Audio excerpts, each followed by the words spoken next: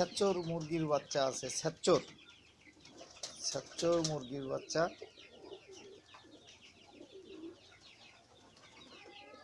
এটা তাজ turkey farm, Gazipur Kashimpur, গাজীপুরের কাশিমপুরে ফার্মটা আপনারা দেখতে পাচ্ছেন।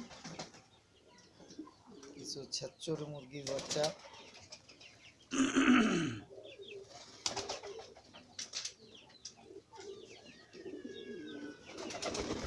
আর কবুতর বাচ্চাগুলো একটু ছোট, এই জন্যে একটু লাইটের মধ্যে রাখছি।